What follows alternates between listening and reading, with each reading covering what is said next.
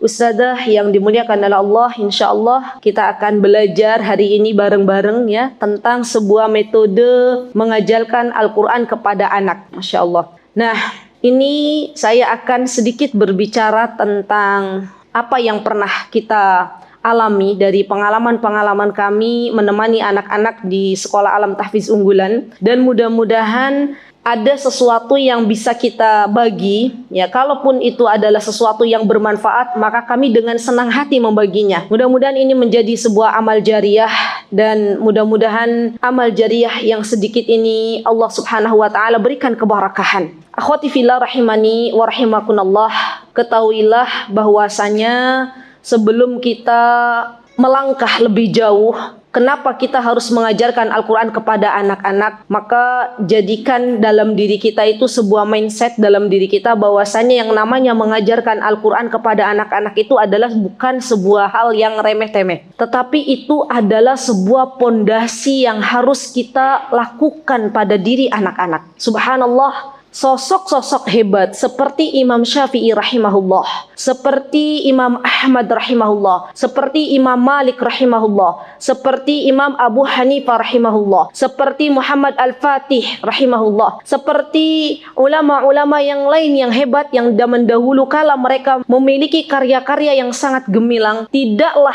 mereka dapatkan itu semuanya kecuali pondasi yang mereka lakukan adalah mereka telah menyelesaikan hafalan Al-Quran mereka di waktu usia dini. Ya subhanallah. Dan ketahuilah wahai saudariku, sesungguhnya ketika kita mengajarkan Al-Quran kepada anak-anak, itu merupakan amal jariah yang akan kita nikmati hasilnya sepanjang anak-anak hidup.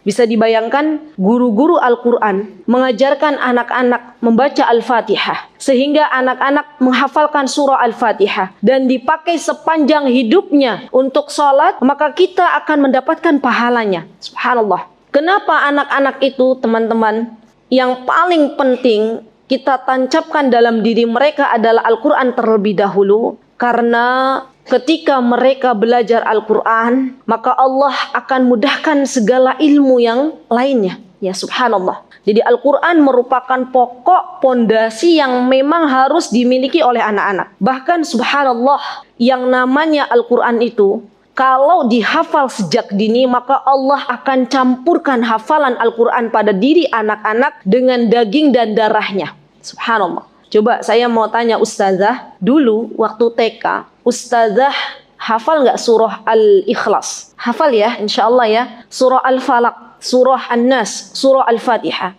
Sekarang Al-Quran, ya surah Al-Fatihah, surah Al-Falaq, surah An-Nas, surah Al-Ikhlas, tidak di murajaah misalnya. Masih hafal apa mboten? Hafal, melekat. Karena Allah lekatkan dengan darah dan tulang-tulang kita, subhanallah. Maka itu yang harus kita benar-benar tancapkan dalam diri kita sebagai pengajar Al-Quran. Dan saya sering mengatakan kepada guru-guru kami yang ada di Sekolah Alam Tahfiz Unggulan, setiap pagi itu kita ada briefing ustazah. Kita masuk pukul 8, anak-anak masuk, tapi ustazahnya masuk pukul 7. Pukul 7 sudah mulai masuk, saya menemani ustazah di Sekolah Alam Tahfiz Unggulan. Kemudian kita briefing, ya briefingnya itu bukan upacara apel, bukan ya. Tapi saya berikan motivasi-motivasi. Saya katakan, ustazah luruskan niat, kenapa antum datang ke sini? Kenapa ustazah datang ke sini untuk mengajarkan Al-Quran? Luruskan niat kembali untuk apa? Dan kita mempersiapkan atau kita mempersilahkan ustazah sebelum mendatangi anak-anak, kita persiapkan ustazah untuk sholat dulu. Ya itu biasa. Sholat duha ya, atau bisa kalau sudah sholat duha bisa tambah lagi dan minta kepada Allah Subhanahu wa taala. Minta kepada Allah agar Allah memudahkan dalam proses belajar mengajarnya. Subhanallah. Dan ini subhanallah teman-teman ya, memiliki efek yang sangat luar biasa. Jadi kalau misalnya di kelas itu ada anak yang Masya Allah luar biasa aktifnya, yang namanya anak-anak ya Masya Allah, itu benar-benar kita minta, ya Allah sebutkan namanya, ya Allah fulan misalnya, mudahkanlah ia untuk belajar Al-Quran. Kita benar-benar memohon kepada Allah, karena yang memegang hati anak-anak itu adalah Allah Azza wa Jalla. Terkadang kita hanya mengandalkan kemampuan, kecepatan hafalan si anak, tapi itu ternyata tidak baik ya. Karena banyak kalau misalnya kita hanya mengandalkan kemampuan hafalan, akhirnya mereka setelah menghafal ada rasa ujub, ada rasa sombong. Kita minta kepada Allah, wahai Rabb, yang membolak-balikan hati anak-anak. Ya, mudahkanlah mereka untuk belajar Al-Quran. Mudahkanlah hamba untuk mengajar. Apa yang nanti saya sampaikan di dalam kelas itu bisa dipahami oleh anak-anak. Ya, Masya Allah. Dan itu biasa Ustazah. Jadi jam 7 mulai briefing, nanti sampai setengah 8 Ustazah sudah mulai bersiap-siap. Ada yang tugasnya menyambut anak-anak, ada yang bertugas ya mengkondisikan anak-anak di dalam kelas. Ada juga yang biasanya Ustazah mempersiapkan membuat snack susu kurma. Jadi ada Ustazah yang ngupasin kurma, biji kurma itu Ustazah ya, dan membuat susu kurma untuk persiapan nanti istirahat ya, kita bagi ya, Masya Allah.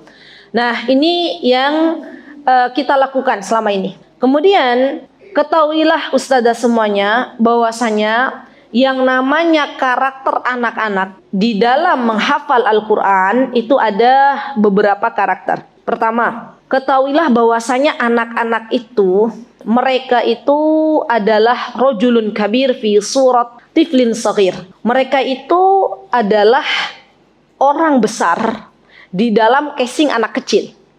Maksudnya anak-anak ini sebenarnya mereka itu dari segi perasaan, dari cepatnya merekam, mereka itu seperti kita orang dewasa.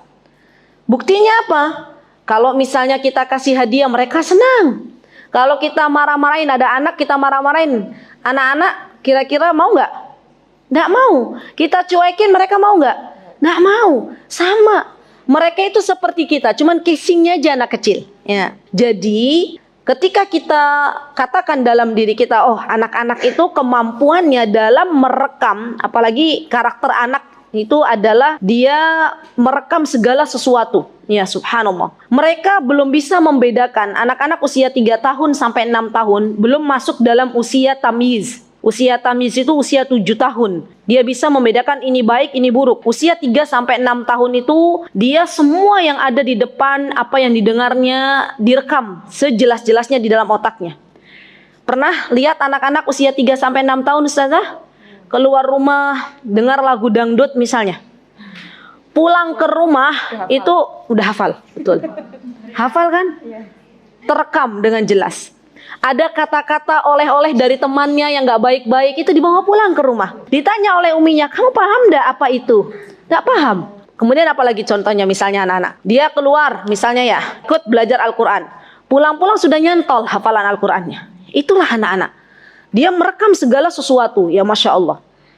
Sehingga harus kita pahami, daripada anak-anak kita mendapatkan sesuatu yang buruk, sesuatu yang tidak baik, yang bisa mereka dengar kapanpun, maka kita gunakan kesempatan rekam jejak mereka, merekam dengan baik itu kita gunakan untuk merekam Al-Quran yang ada di memori mereka. Ya, subhanallah. Dan yang terakhir karakter anak-anak itu Ustazah, ya subhanallah, yang namanya anak-anak itu adalah dia bisa mendapatkan yang terbaik ya, adab yang terbaik, yaitu ketika seseorang dia atau ketika orang tua bisa memberikan pendidikan yang terbaik, dan pendidikan yang terbaik adalah Al-Quran. Ya, Masya Allah. Ini yang perlu kita tekankan di dalam diri kita masing-masing. Apa yang bisa kita lakukan agar mereka itu bisa mendapatkan keberhasilan di dalam mempelajari Al-Quran? Yang pertama, komitmen orang tua dengan pihak sekolah. Jadi begini Ustazah, kami itu sebelum menerima murid-murid, yang diinterview terlebih dahulu adalah orang tuanya. Biasanya kalau pendaftaran sekolah itu kan mana fotokopi KK gitu ya, fotokopi apa lagi, akte begitu ya, selesai. Tapi tidak dengan tempat kami. Kami biasanya orang tua dulu yang kita ajak interview. Kita tanya dulu ya, seberapa besar waktu yang Anda berikan untuk anak-anak. Ya, berapa juz hafalan yang dimiliki oleh ayah ibunya? Adakah TV di rumah misalnya? Ya, itu kita tanyakan. Apalagi yang biasa kita tanya. Jadi langsung orang tua bertatap muka langsung dengan kita sebagai penguji, dan kita tanya, siapkah ketika misalnya anak Anda masuk ke tempat kami untuk meninggalkan sejenak atau mencutikan TV-TV yang ada di rumah? Karena subhanallah, TV itu yang akan menjadikan anak-anak kita akhirnya hafalan Al-Qur'annya berantakan. Ya subhanallah. Dan kalaupun misalnya orang tua tidak mau meninggalkan TV, maka dengan berat hati kami belum bisa menerima anak tersebut. Ya, subhanallah. Dan kita tanya juga, apakah anak-anak yang akan Anda masukkan itu sudah mengenal games atau belum? Ya. Kenapa? Karena ini juga yang sangat menentukan keberhasilan anak-anak. Subhanallah. Ada banyak orang tua zaman sekarang itu yang pengennya enaknya saja. Yang penting anak-anak diem, dikasih HP, dia mulai asik dengan gamesnya. Dan saya pernah dapati ini ya teman-teman. Ada waktu itu anak yang memang sudah kecanduan games masuk di sekolah kami. Saya masih ingat usianya sekitar 3,5 tahun. Saya yang waktu itu menerima langsung anak tersebut laki-laki. Masuk ke dalam ruangan kami itu dalam kondisi dia tantrum, tembok yang ada di tempat kami itu dipukul-pukul ya. Ada HP ustadzah, dia bilang, "Bu guru saya mau pinjam HP-nya, Bu guru saya mau pinjam HP-nya." Ya Masya Allah. Kemudian waktu itu saya melihat anak itu dalam kondisi ada sesuatu yang hilang. Jadi kayak orang kalau sudah kecanduan games, nggak megang HP itu ada sesuatu yang hilang. Saya tanya orang tuanya, kenapa bisa begini? Ternyata kedua orang tuanya itu bekerja, ya. Dan dia dititipkan ke rewangnya. Rewangnya nggak mau repot, ya, karena memang banyak pekerjaan yang harus dikerjakan. Akhirnya si anak diberikan games, ya. Dan itu sudah menjadi kebiasaan anak tersebut. Subhanallah. Subhanallah, atas pertolongan Allah masuk ke dalam Al-Quran, ya, masuk ke sekolah kami. Sepekan itu subhanallah tantrum setiap hari. Terus saya bilang ke orang tuanya, "Bun, tolong TV yang ada di rumah dicutikan dulu. Terus HP, tolong jangan sampai anak ini melihat ibunya, bundanya, atau ayahnya pegang HP dulu. Karena setiap kali ada orang yang megang HP, dia langsung merebut." Nih, betul. Kayak kecanduan, memang kecanduan ya, Masya Allah. Dan Masya Allah dalam sepekan itu dia beradaptasi, Masya Allah ya. Alhamdulillah atas pertolongan Allah. Anak itu mulai melepaskan HP. Dan saya bilang ke orang tuanya, tolong dalam proses melepaskan HP ini harus ada pengalihan. Jadi orang tuanya harus memberikan mainan yang edukasi, yang dia itu bisa dialihkan ya. Alhamdulillah orang tuanya bisa diajak kerjasama, diberikan mainan-mainan yang banyak ya. Dan Masya Allah Tabarakar Rahman, akhirnya dia teralihkan dari yang tadinya kecanduan games. Masya Allah akhirnya hobi dengan mainan yang ada sambil mendengarkan Al-Quran dari speaker yang kita bawakan. Ya Masya Allah, Alhamdulillah. Dan ini penting komitmen orang tua ketika akan memasukkan anaknya ke sebuah lembaga Al-Quran. Ya, interview. Dan yang menentukan anak ini boleh masuk atau tidak itu dari interview kita dengan orang tua. Kemudian di antara poin yang harus kita tanyakan kepada orang tua, apakah orang tua, ini penting Ustazah ya, mau memberikan waktu untuk menemani Ananda minimal 1 jam.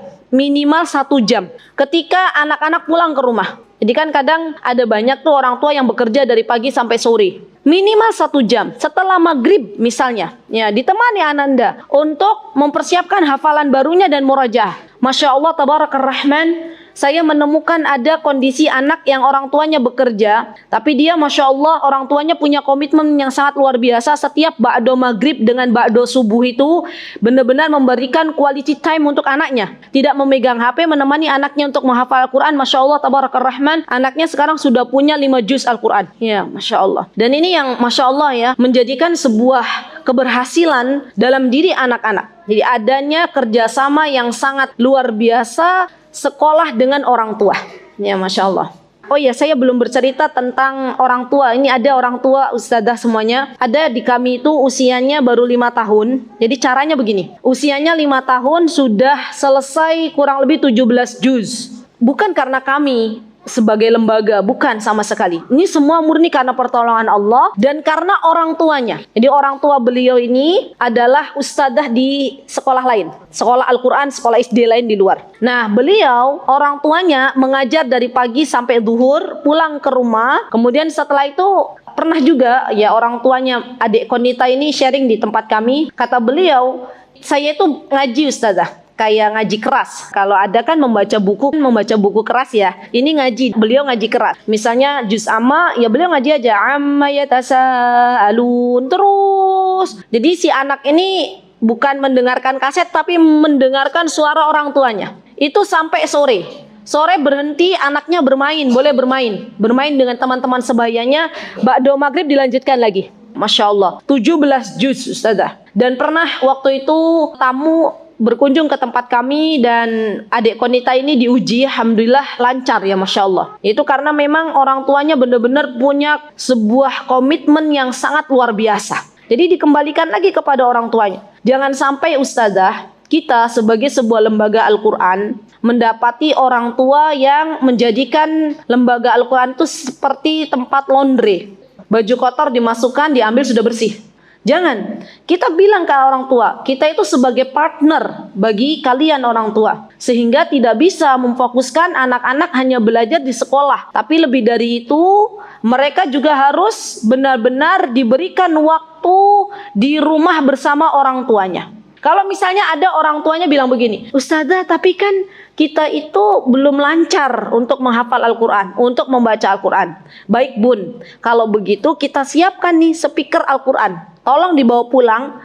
Ini memang kami tuh ada khusus speaker Al-Quran yang itu dari sekolah. Kalau mereka mendaftar itu sudah masuk dalam hitungan. Maksudnya ini sudah menjadi haknya anak-anak bawa speaker Al-Quran ini. Nanti guru kelas menginfokan, bun tolong hari ini di setel nomor sekian sampai nomor sekian gitu.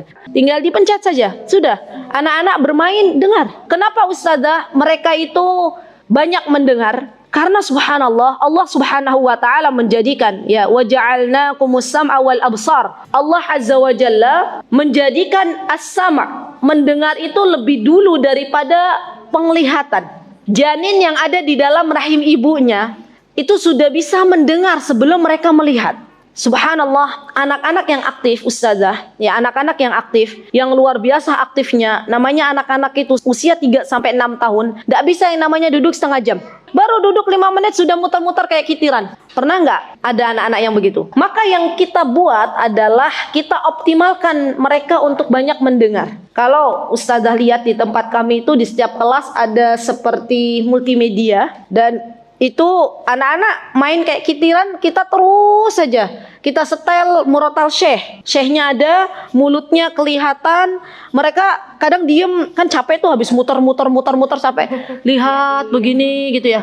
Terus saya tuh hafal. Subhanallah, betul itu anak-anak. Masya Allah. Kan kalau kita emak-emak mau ngafalin Al-Quran begini dulu gitu ya. Terus duduk, fokus, melihat ayat demi ayat gitu kan Ustazah ya. Ditempelkan di dinding ya. Dari Al-Quran apa ya. Anak-anak enggak, Masya Allah. Lihat syekhnya begitu. Langsung Masya Allah. Masya Allah. Jadi ini benar-benar kita optimalkan pendengaran mereka. Ya Masya Allah. Baik. Kemudian yang kedua, apa yang menjadi dari sebuah keberhasilan anak-anak yaitu lembaga dan fasilitator. Ya, fokus kita sekarang adalah kesesuaian usia anak dan metode. Ustazah yang dimuliakan Allah Subhanahu wa taala, tadi saya sudah mengawali bahwasanya keberhasilan anak bukan karena sebuah metode yang luar biasa, bukan. Tapi keberhasilan seorang anak diawali dengan doa. Kita sebagai lembaga sering-sering memberikan motivasi untuk orang tua wali murid, mengingatkan bahwasanya doa mereka untuk anak-anak mereka itu sangat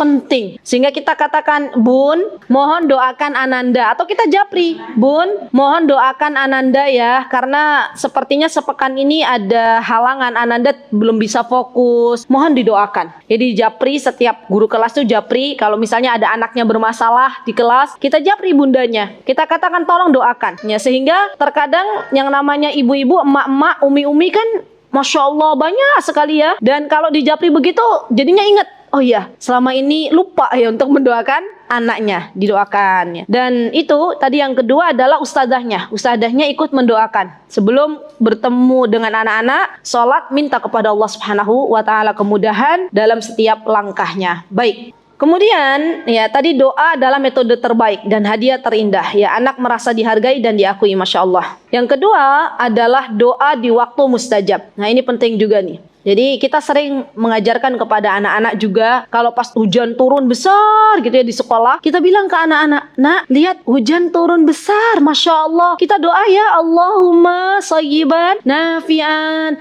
Yuk kita berdoa kepada Allah, minta apa? Ya Masya Allah. Sampai suatu hari itu, Masya Allah ya, apa yang dikatakan oleh ustadzanya terekam baik dalam diri anak-anak, ya Masya Allah. Dan ini membuat orang tua bercerita kepada kami bahwasanya ada di antara anak mereka yang ketika sedang safar bareng bersama orang tuanya di sebuah kereta. Saya masih ingat cerita ini. Hujan deras, ya Masya Allah. Kemudian si anak ini bilang kepada bundanya, Bun, saya sekarang mau berdoa katanya. Doa apa mas? Ya laki-laki. Rata-rata di tempat kami itu anak-anak Ikhwan. Ikhwan yang aktif-aktif, Masya Allah. Kemudian kata si anak ini bilang gini, Bun, saya mau berdoa. Apa doanya nak?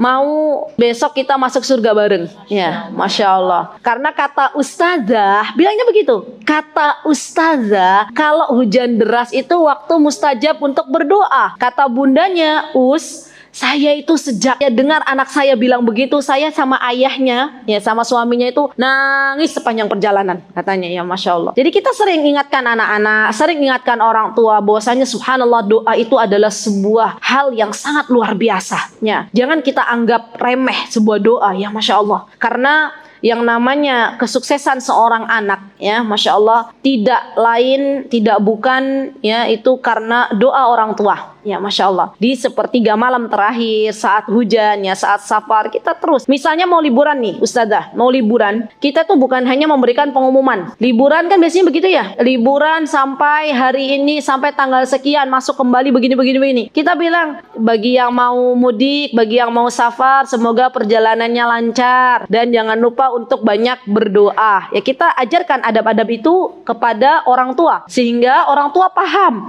oh ternyata safar itu ada juga waktu untuk kita berdoa. Ya, Masya Allah. Baik. Kemudian faktor di antara faktor keberhasilan seorang anak itu ketika kita memanggil, ini harus sudah menjadi sebuah kebiasaan. Baik di rumah kita sebagai orang tua ataupun ustadzah sebagai fasilitator di lembaga-lembaga Al-Quran. Biasakan memanggil dengan panggilan yang baik kepada anak-anak. Misalnya, anak Soli, sini nak. Soli, hafidhah, hafid, penghafal Al-Quran. Masya Allah gitu ya. Anak hebat, Syekh. Boleh Syekh ya. Nggak apa-apa. Anak kecil kita bilang manggil gini. Sini Syekh. Ayo Syekh. Ya Masya Allah. Itu akan lebih memberikan sebuah penghargaan kepada anak-anak. Doa, ya Masya Allah. Syekh sini Syekh, nak Solih gitu ya. Panggil dengan panggilan-panggilan yang baik ya. Dan ini sudah menjadi sebuah hal yang harus kita sepakati ya. Jadi memang ustadzah itu sudah harus dibiasakan ya, subhanallah, mulutnya untuk biasa memanggil anak-anak dengan panggilan-panggilan yang baik. Dan jangan sampai kita melabeli anak dengan anak yang nakal. Jangan. Seaktif-aktifnya anak di kelas ataupun di luar kelas. Atau misalnya ada anak yang subhanallah ustadzah, saya pernah temui itu anak ya. Jadi dari rumah itu memang sudah biasa mukul.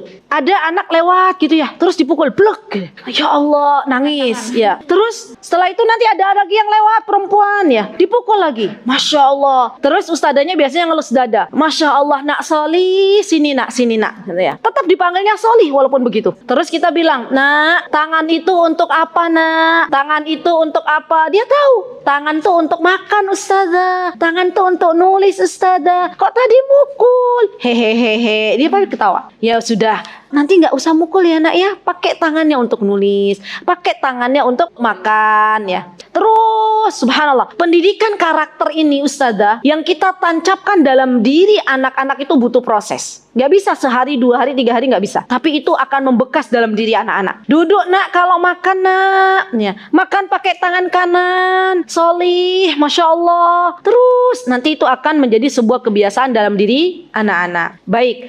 Kemudian ketika kita mempersilahkan, ya ini juga penting nih. Jadi ini sudah menjadi habit dalam lembaga-lembaga Al-Quran. Ketika misalnya anak-anak itu dia mau membaca sebuah surah dalam Al-Quran misalnya. Kita katakan, silahkan wahai penghafal Al-Quran. Ayo nak, Masya Allah Syekh, ayo Syekh misalnya. Namanya Ahmad. Ayo Syekh Ahmad, ayo baca Al-Quran. Di tempat kami itu ustadzah ada panggung, namanya kita bilangnya sih panggung keberanian. Jadi anak-anak itu diberikan kesempatan untuk maju ke depan, baik itu untuk membacakan surat-surat ataupun misalnya minimal kalau habis liburan begini nih, mereka biasanya maju ke depan menceritakan liburan kemarin apa yang mereka lakukan gitu ya. Dan tidak apa-apa walaupun bicaranya masih belum jelas, ya nggak apa-apa kita dengarkan. Dan subhanallah, biasanya di tempat kami kalau ada acara, itu kalau misalnya yang saya rasakan, kalau di luar, biasanya kalau ada acara apa, misalnya wisuda atau apa, biasanya yang suka maju tuh anaknya itu aja. Ya, anak-anak yang paling bagus-bagus dimajukan ya. Terus di tempat kami tidak, semua maju. Dari anak yang hafalannya sedikit, dari anak yang awalnya malu-malu, semuanya maju. Jadi tidak ada yang namanya menganak emaskan anak-anak. Ya, semua boleh punya kesempatan untuk maju, semua kita berikan kesempatan untuk belajar menjadi seorang pemberani, dan itu akan menjadikan sebuah pengalaman baru bagi anak-anak. Karena apa? Karena kalau misalnya yang maju hanya itu-itu saja, maka yang lain kasihan. Semua maju. Tidak apa-apa, paling nanti yang megang mic yang sudah lancar. Ya, tapi semua maju. Masya Allah. Nah, kemudian kita juga terkadang berikan pujian untuk anak-anak. Ya, pujian untuk anak-anak. Misalnya, anak-anak sudah dapat hafalan surat baru misalnya. Terus kita bilang begini, Masya Allah, nak, bagus tadi hafalannya. Tetap kita mengawali dengan Masya Allah. Ya, Masya Allah, nak, bagus hafalannya. Besok, ya, Masya Allah, pindah surat ya, dari satu surat ke surat yang lainnya. Atau misalnya ada anak yang hafalannya ada bagus, kita bilang gini, Masya Allah, nak, hari ini sudah bagus, besok lebih baik lagi. Jadi terus yang namanya anak-anak itu ustazah, kita besarkan hatinya. Jangan sampai kita yang akhirnya menyebabkan anak-anak itu down. Jangan sampai anak-anak itu akhirnya nggak mau sekolah karena takut ustadzahnya. Karena anak-anak nggak mau ada ustadzah fulana. Dan itu pernah terjadi sebuah kasus dalam sekolah. Ada anak pindahan. Jadi anak ini pindahan dari sekolah lain. Dia nggak mau sekolah di sekolah yang lama karena ada satu ustazah. Subhanallah. Saya cerita kepada bundanya, kenapa bun anak ini nggak mau sekolah di sekolah lama? Karena itu ustazah. Jadi ustazahnya itu subhanallah mulutnya itu luar biasa ya. Anak saya malah takut kalau ketemu sama ustazahnya. Subhanallah. Ya mudah-mudahan di sini tidak ada ya yang ustazah akhirnya menjadi sebuah hal yang menakutkan bagi diri anak-anaknya. Masya Allah. Baik. Kemudian optimalkan waktu terbaik. Nah, ini juga keberhasilan yang menjadi sebuah faktor. Kita katakan kepada orang tua bahwasanya yang namanya menghafal Al-Quran paling utama adalah ketika anak-anak di usia dini. Dan kita memakai patokan 3 tahun, tidak kurang dari 3 tahun. Kenapa ustazah kok nggak bisa kurang dari 3 tahun? Karena biasanya anak-anak kurang dari 3 tahun itu masih pengen banyak bermain dengan bundanya. Pernah kami menerima anak usia 2,5 tahun yang ada dia pengennya pulang ke rumah. Betul. Dan usia 3 tahun ini adalah usia yang sangat bagus ya ketika anak-anak banyak mendengarkan Al-Quran. Masya Allah. Usia 3 sampai 6 tahun. Kalau sudah 6 tahun lebih kita juga tidak menerima. Ya, karena sudah sebentar lagi masuk SD. Kita kalau ada usia 6 tahun masuk, kita alihkan di kelas sore. Jadi di kami itu ada kelas 2 ustazah. Kelas pagi usia 3 sampai 6 tahun dan kelas sore. Kelas sore itu usia anak-anak SD. Targetnya itu beda. Kalau kelas pagi dimulai dari pukul 8 sampai pukul 12 ya dengan target yang Masya Allah lebih tinggi. Kalau kelas sore dimulai dari pukul 16 sampai pukul 18. Ya, berarti berapa jam tuh? 2 jam. Kalau pagi berapa jam? 4 jam. Ya, targetnya juga beda. Masya Allah. Baik. Kemudian ini dimulai dari usia 3 sampai 4 tahun ya Ustazah, memaksimalkan golden age. Jadi kalau misalnya ada anak baru masuk usia 3,5 tahun, boleh nggak? Boleh. Anak usianya 4 tahun baru masuk ke tempat kami, boleh nggak? Boleh. Kalau lebih dari 4 tahun, 4,5, 5 tahun, itu biasanya kita mempertimbangkan. Kenapa? Karena nanti dia akan berbeda dengan anak-anak yang ada di kelasnya. Dan ini pernah kita coba, ada anak pindahan usianya 5 tahun ke tempat kami, dan itu menjadi apa ya istilahnya, dia lebih besar gitu daripada anak-anak di kelasnya, dan akhirnya apa, jadi geng. Dia tuh jadi anak-anak yang lain pada ikutan gitu ya, Masya Allah. Iya betul, pemimpin rombongan, jadi kepala suku, merasa dirinya paling besar. Subhanallah. Jadi kalau bisa ustazah 3-4 tahun saja cukup itu. 3-4 tahun, 3,5 masuk masih boleh, 4 tahun masuk masih boleh. Tapi kalau 4 lebih sudah, ya. Kita nanti cari teman-teman sebayanya. Kalau memang ada usia-usia 4 tahun boleh kita masukkan. Ya, Masya Allah. Kemudian ini yang paling penting nih, 7 pekan pertama yang menentukan. Jadi benar-benar kita itu bilang sama orang tua, Bun, di tempat kami ada aturan bahwasanya 7 pekan pertama itu tidak ada yang namanya bolos, tidak ada yang namanya absen, izin misalnya, kecuali memang benar-benar ada udzur syar'i. Karena yang namanya orang tua itu bermacam-macam. Ada anaknya tidur kemalaman, besoknya dibangunkan, ayo nak, bangun nak, ngaji nak, sekolah nak. Nggak mau, izin gitu ya. Karena anaknya belum mau bangun. Nanti kita tanya, kenapa Bun belum mau bangun, semalam tidurnya kemalaman. Nah ini nggak dihitung dengan udzur syar'i. Jadi benar-benar ketika interview tuh kita katakan kepada orang tua, Bun, 7 pekan pertama itu yang menentukan. Anak-anak tidak boleh yang namanya absen, tidak boleh banyak tidak masuknya. Kenapa? Karena di 7 pekan pertama ini adalah pekan-pekan yang menentukan keberhasilan seorang siswa atau siswi. Dan ini yang namanya menghafal tuh begini loh. Ibu-ibu, ustazah tahu kita kalau mulai menghafal itu kira-kira menghafal Al-Quran cepat atau lambat laun dulu. Kita mulai menghafal Al-Quran tuh kita misalnya 1 halaman bisa 10 menit, atau kita pelan-pelan dulu. Pelan-pelan kan nanti kalau sudah mulai terbiasa itu nanti lebih cepat lagi. Sama anak-anak juga. Jadi di 7 pekan pertama itu kenapa mereka tidak boleh banyak ghiab, kenapa mereka tidak boleh banyak absen? Karena mereka sedang menjalani proses mendengar, beradaptasi dengan kawan-kawannya, proses mereka duduk, belajar fokus. Biasanya kami kalau memang tahu anaknya itu dia dalam adaptasi, kita biasanya 2 pekan belum bisa fokus, kami biasanya ada mainan. Jadi ada mainan khusus untuk melatih fokus. Nanti anak-anak yang memang fokusnya kurang, karena biasanya anak-anak yang kurang fokus dari rumahnya itu banyak menonton TV, banyak melihat kartun. Nah, kita biasanya kasih kesempatan dia untuk bermain. Jadi ada angka 1, 2, 3. Misalnya di sini ada bayangan, di sini ada gambar, terus anak-anak menyesuaikan bayangan, menyesuaikan ada itu. Kasih dia kesempatan main itu, nanti baru setelah itu masuk. Ya, bagi anak laki-laki habiskan dulu tenaganya. Ini diantara trik agar anak-anak bisa fokus, khususnya anak laki-laki itu habiskan tenaganya dulu. Kami pernah mengundang seorang psikolog ya, muslimah tentunya. Beliau pernah sharing kepada kami bahwasanya untuk anak laki-laki khususnya biar lebih fokus karena tenaganya mereka itu lebih besar, maka habiskan dulu. Jadi ustazah bisa sebelum anak-anak masuk kelas itu senam. Ustazahnya senam, anak-anak senam, atau bisa mengelilingi kelas 7 kali putaran, tapi ini bukan toah. Lari aja, anak-anak suruh lari. Nanti habis lari kan capek. Terus duduk masuk kelas, mulai fokus.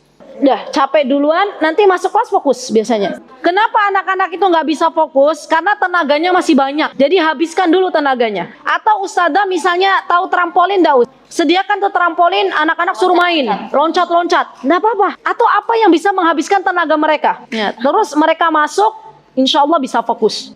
Terus setelah itu nanti anak-anak biarkan main.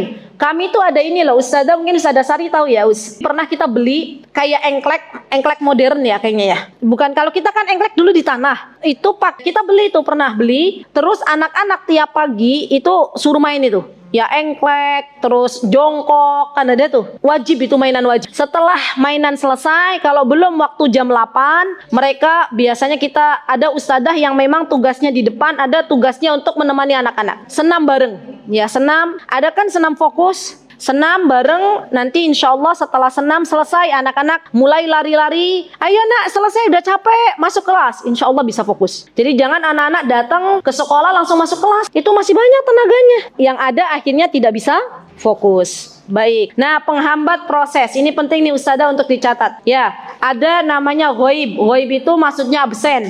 nggak berangkat, kurang disiplin. Ustazah, nggak apa-apa. Ustazah bilang ke orang tua, Bun, mohon maaf, jam 8 gerbang ditutup. Ya, kita begitu. Jadi kalau ada anak-anak yang terlambat, itu nggak bisa masuk kecuali jam istirahat. Dan orang tua awal-awal, kok jam 8 ditutup? Buat jam 8 lebih 5 menit. Nawar mereka. Kita bilang, maaf ya Bun, jam 8 itu sudah kita tutup. Karena nggak ada ustazah yang menyambut lagi. Sudah, semua masuk ke kelas masing-masing. Nggak apa-apa, awal-awal ada orang tua yang protes ya. Kita katakan bahwasanya jam 8 gerbang ditutup. Kalau mau masuk jam 10 waktu istirahat. Akhirnya orang tua bisa menyesuaikan. Kalau sudah jam 8 lebih, mereka lebih memilih jam istirahat baru masuk. Ustazanya jangan, kasihan, dia dari jauh dibukain. Nanti kalau seperti ini orang tua itu dia seenaknya sendiri. Kalau kita bikin ketetapan jam 8 gerbang ditutup, apapun kondisinya sudah ditutup gerbangnya. Kalau mau menunggu sampai jam 10 baru dibukakan gerbang. Baik, terlambat datang. Nah, ini penting juga nih. Anak-anak yang sering terlambat datang, misalnya, itu biasanya belum jam 8, dia datang sebelum jam 8 kurang 2 menit dia datang. Lihat anak-anaknya yang lain sudah pada datang. Biasanya dia malu.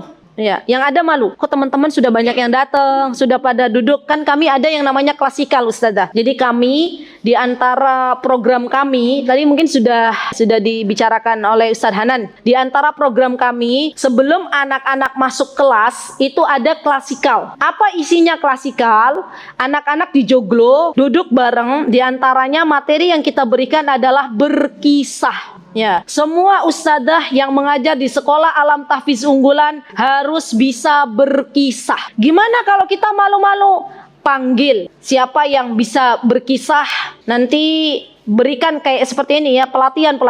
Kita dulu memanggil yang namanya Kak Erlan. Jadi kita panggil, mengajarkan orang tua, bareng waktu itu orang tua dan ustadzah dihadirkan, suruh belajar berkisah. Bagaimana cara berkisah yang menarik. Jadi anak-anak setiap hari mereka mendengarkan kisah. Dari kisah itulah cara yang paling efektif untuk menanamkan akidah pada diri anak-anak. Masya Allah. Dan ini setiap hari kita lakukan. Biasanya dimulai sebelum anak-anak masuk kelas. Jadi kalau ada anak datang jam 8 kurang 2 menit, itu biasanya sudah merasa terlambat. Karena lihat teman-temannya sudah pada duduk, sudah pada dengarkan ustadzah berkisah. Ya, baik. Atau biasanya penghambat proses ya, itu tidur kemalaman. Nah, tolong dicek ustadzah. Setelah liburan ini, orang tua dijapri masing-masing. Anak-anak tidur jam berapa, Bun? Ya, biasanya habis liburan ini ada pola yang berbeda. Entah mungkin dapat kemarin dengan saudara-saudaranya,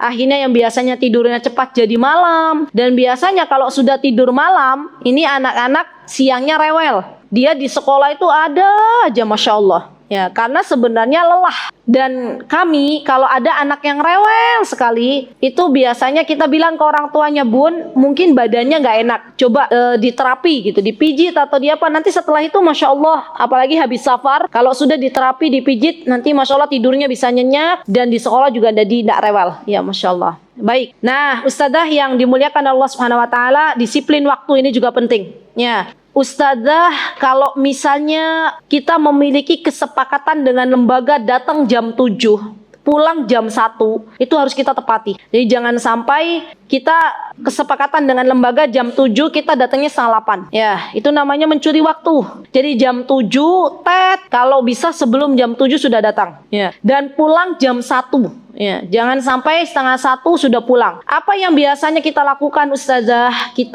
kami ya, anak-anak jam 12 selesai semuanya. Dari jam 12 sampai jam 1 itu waktunya ustazah untuk menyetorkan hafalan, biasanya ke saya. Jadi jam 12 sampai jam 1, kalaupun misalnya saya belum sampai ke rumah mengisi kajian offline misalnya, saya biasanya mengalih tugaskan ya kepada ustazah yang ada di tempat kami untuk mendengarkan hafalan ustazah yang lain. Jam 12 sampai jam 1 saatnya ustazah yang menyetorkan hafalan. Dan kami belajar di tempat kami itu kan dari mulai hari Senin sampai hari Jumat. Sabtu waktunya ustazah update ilmu. Ahad libur. Apa yang biasanya diberikan hari Sabtu, entah itu pelatihan atau misalnya kita studi banding, itu hari Sabtu. Hari Ahad semuanya libur. Ya, baik itu ustazah maupun anak-anak. Ya, hari Sabtu anak-anak yang libur, ustazahnya tetap berangkat. Ya, Masya Allah. Dan ini adalah waktu yang harus disepakati dari awal. Ya, jadi kalau misalnya ada yang mau mengajar di tempat kita, ya di lembaga, maka kita harus sudah memberitahu kepada ustazah tersebut, ustazah, waktu yang kita sediakan di sini dari jam 7 sampai jam 1. Apakah antum bersedia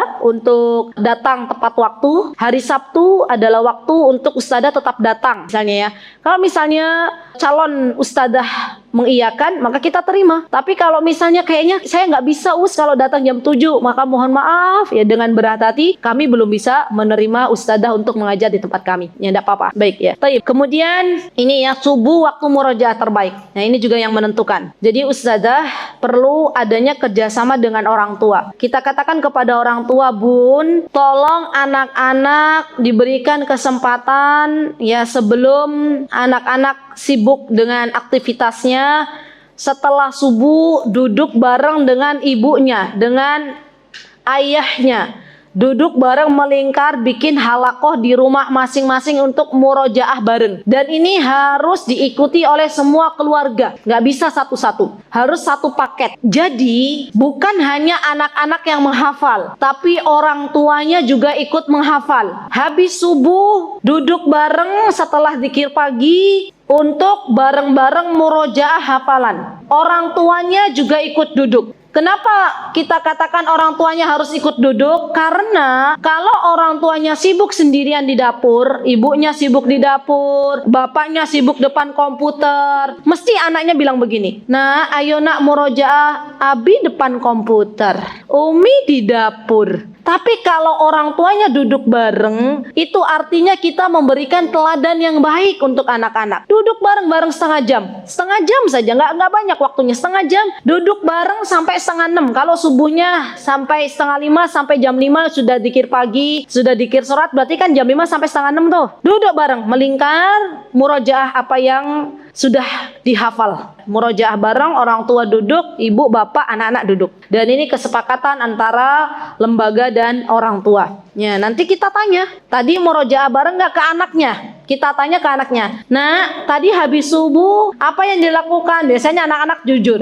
Tadi ibu tidur misalnya. Tadi ayah depan komputer. Nanti kita yang japri, Bun, tadi ada laporan katanya tadi habis subuh nggak murojaah ya, gitu ya. Nanti besok mudah-mudahan bisa murojaah bareng ya. Terus ya kita japri orang tuanya. Baik, kemudian ada dukungan terbaik. Nah, ini penting nih. Anak-anak yang menghafalkan Al-Quran itu perlu didukung diantaranya dengan diberikan nutrisi atau makanan yang terbaik. Dan tidak ada makanan yang terbaik bagi para penghafal Al-Quran kecuali apa yang telah dicontohkan oleh Nabi kita Muhammad SAW. Di antaranya adalah kurma. Semua rumah yang di situ ada anak-anak yang menghafalkan Al-Quran, maka di situ harus ada kurma. Ya. Dan seharusnya rumah setiap muslim itu di dalamnya harus ada kurma. Ya, jadi kurma tuh bukan hanya bulan Ramadan. Kan biasanya begitu kan kita. Ada kurma kapan? Bulan Ramadan.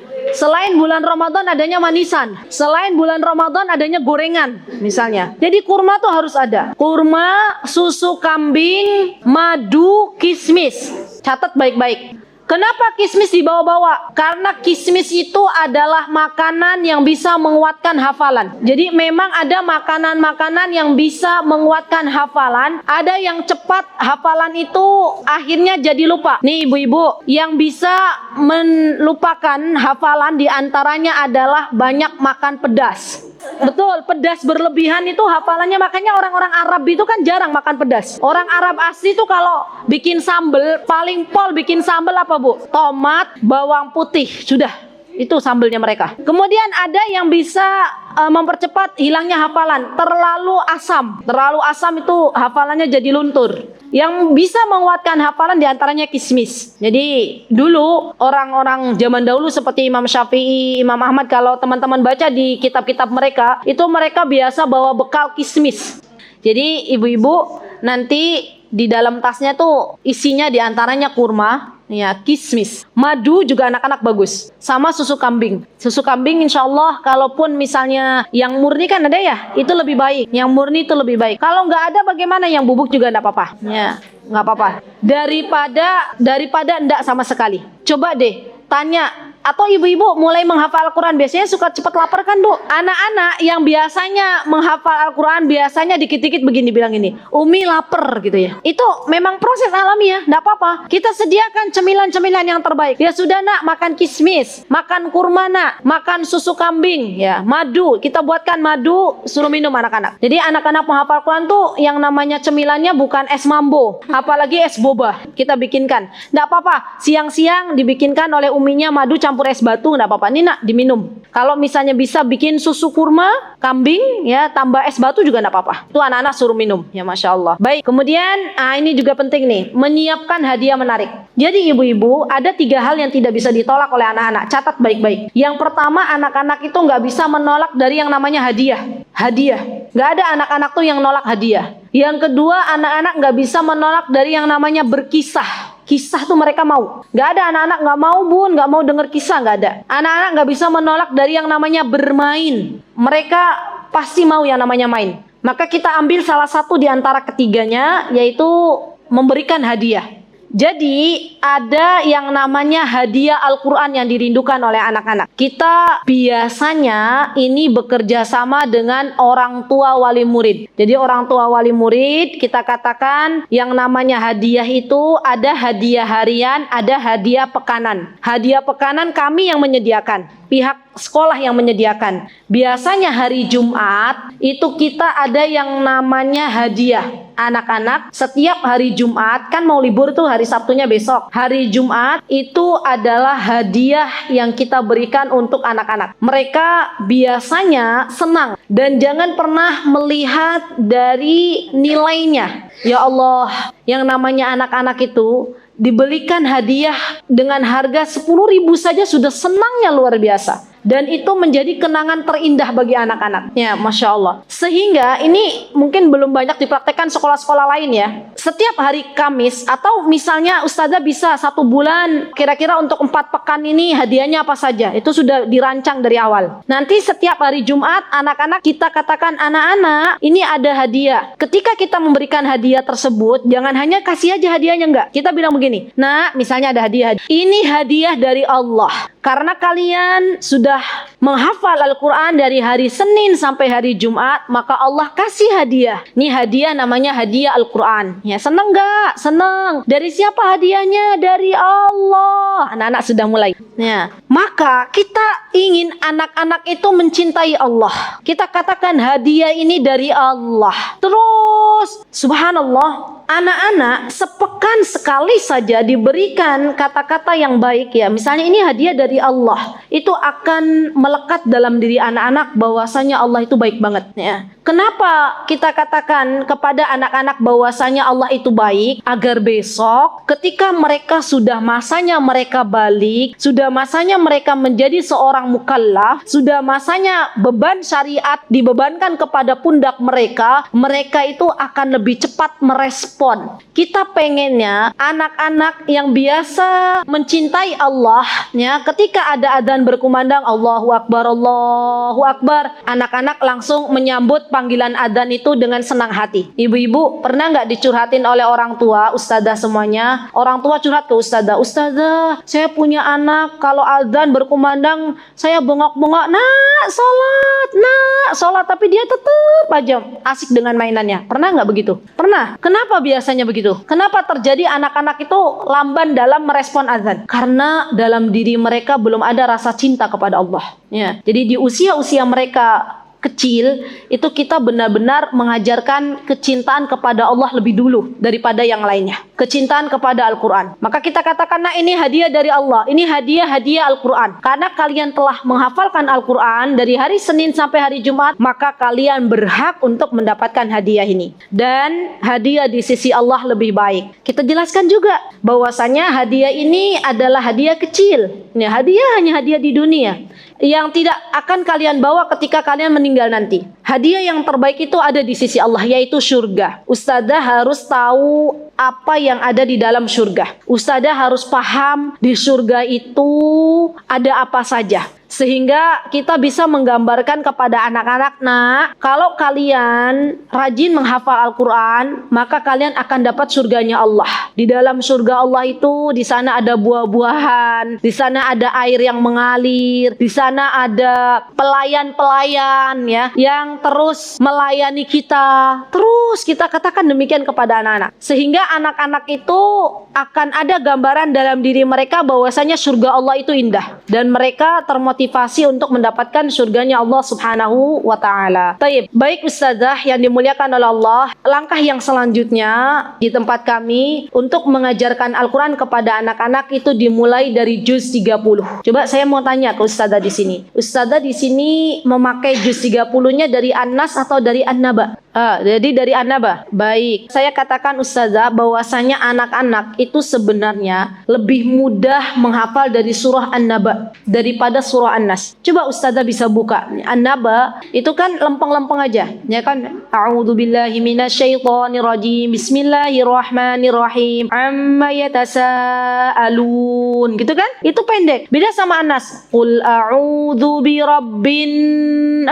Ada dengungnya, ya kan? Harus dia menjeda di mana? Di khayshum. Ya, itu akan lebih susah sebenarnya. Jadi, yang Ustazah, kita ikutin orang tua maunya Anas, kita ikutin Anas, tidak. Kita katakan kepada orang tua, Bun, di tempat kami itu yang namanya menghafal dari surah An-Naba. Karena surah An-Naba itu akan lebih mudah untuk anak-anak. Dan nanti kita menggunakan surah An-Naba itu nggak satu kali dalam satu hari, tapi kita potong-potong. Misalnya surah An-Naba kita bagi menjadi 5 kali pertemuan.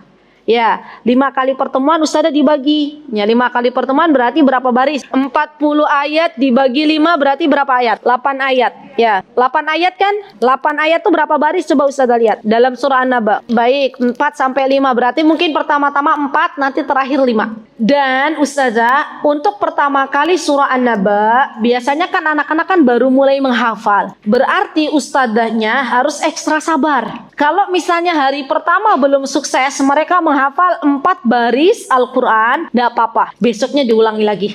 Karena anak-anak baru pertama mulai menghafalkan Al-Quran. Kalau bisa nih Ustazah, sebelum anak-anak masuk ke lembaga kita, itu ada jeda mereka dilatih untuk menghafalkan surah Al-Fatihah. Jadi Ustazah bikin begini, kita bikin pembukaan untuk tahun ajaran baru misalnya sampai bulan April, misal. Berarti kan ada jeda waktu tuh, April sampai tahun ajaran baru berapa bulan? 2 bulan ya? Nah, 2 bulan sebelum anak-anak masuk, kan sudah kelihatan mana yang diterima, mana yang enggak. April kan terakhir Ustazah. Kita bilang ke orang tuanya, Bun, dalam 2 bulan ini mohon anak-anak yang sudah diterima jelas di lembaga kami untuk dibiasakan menghafal surah Al-Fatihah. Karena kalau anak-anak sudah mulai mereka diperdengarkan surah Al-Fatihah dan itu sudah menjadi keseharian mereka, ketika mereka masuk ke tempat kita untuk menghafalkan Al-Quran itu akan jauh lebih mudah daripada anak-anak yang belum atau sama sekali tidak diperdengarkan Al-Quran. Jadi 2 bulan itu waktu kesempatan orang tua untuk banyak memperdengarkan Al-Quran di hadapan anak-anak. Begitu ya Ustazah ya. Jadi kalau kami mulai juz 30 itu dari surah An-Naba. Ya, baik. Dan juz 30 dan 29 ini adalah marhalah taksis. Taksis itu adalah marhalah pembentukan pondasi. Jadi harus benar-benar mutkin. Jadi anak-anak yang hafal juz 30 tidak boleh pindah ke juz 29 sebelum mereka mutkin di juz 30. Anak-anak yang mau pindah surah Al-Baqarah tidak boleh pindah ke surah Al-Baqarah kalau mereka belum mutkin juz 29. Jadi di tempat kita itu juz 30, juz 29 baru Al-Baqarah, bukan juz 28. Tapi kita langsung Al-Baqarah. Dan masuk Al-Baqarah tidak bisa masuk surah Al-Baqarah sebelum mutkin juz 30 dan juz 29. Untuk anak-anak usia 3 sampai 6 tahun itu murni metodenya adalah metode talqin, 100% talqin. Maksudnya bagaimana?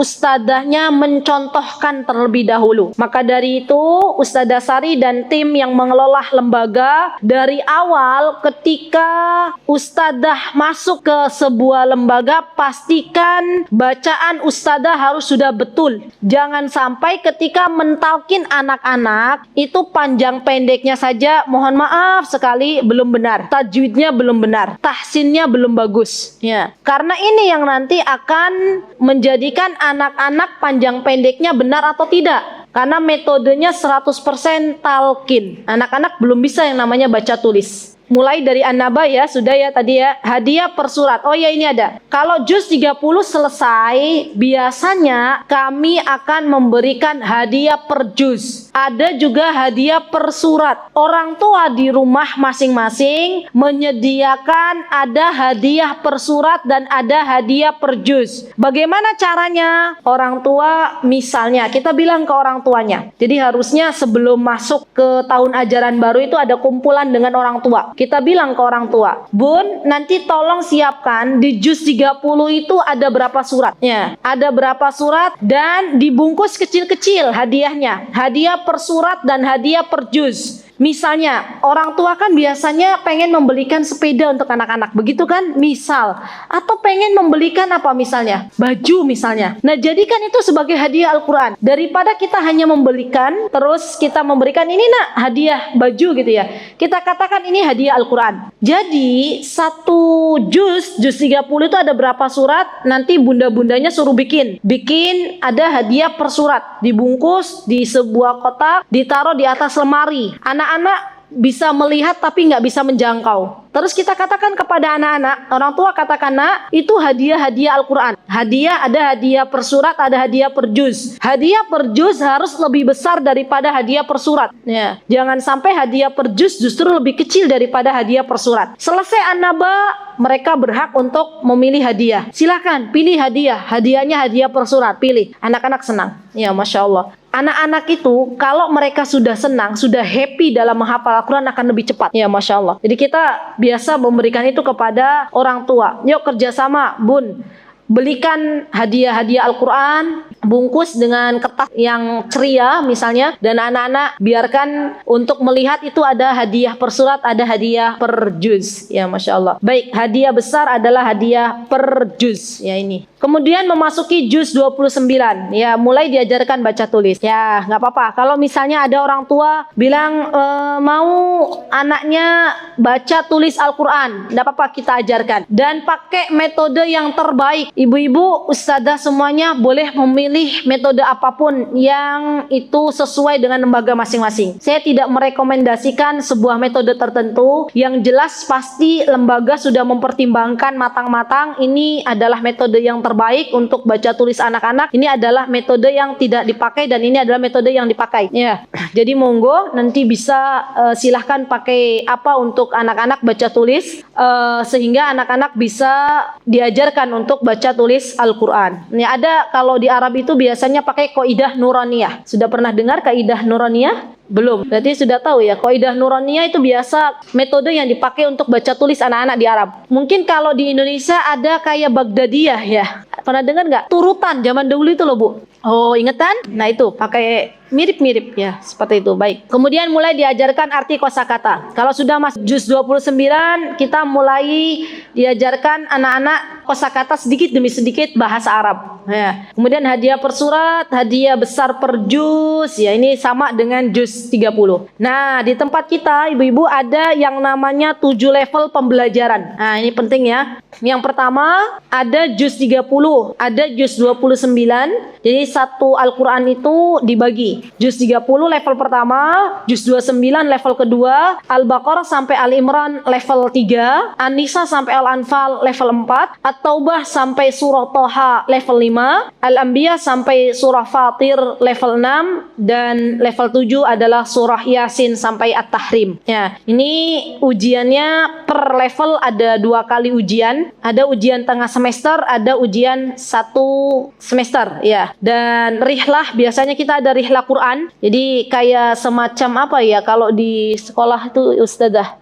outbound, outing class, ya itu seperti itulah ya, rihlah. Tapi kita pakainya bahasa rihlah Quran ya, rihlah. Kemudian ada forum orang tua 1 kali ya. Forum orang tua ini juga penting, kita hadirkan biasanya para ahli untuk memberikan parenting bagi orang tua. Baik, Jadi di tempat kami itu bukan usia yang menjadi patokan. Kalau di sekolah luar kan ada TKA, TKB begitu ya. Di kita itu level-levelnya level per surat ya, per juz. Level 1, level 2, level 3, level 4 sampai level 7. Baik, itu yang bisa saya sampaikan ya, Ustazah semuanya. Mudah-mudahan bermanfaat. Apapun metode yang kita berikan kepada anak-anak ya, pastikan itu adalah metode yang terbaik dan jangan lupa untuk banyak-banyak memohon pertolongan kepada Allah Subhanahu wa taala bahwa apa yang kita berikan kepada anak-anak itu adalah sesuatu yang paling baik dan semoga Allah Subhanahu wa taala menerima semua amal ibadah kita. Amin. Allahumma amin. Barakallahu fi kunna jami'an. Aqulu qouli hadza wastaghfirullah li wa lakum wa akhiru da'wana alhamdulillahi rabbil alamin. Assalamualaikum warahmatullahi wabarakatuh.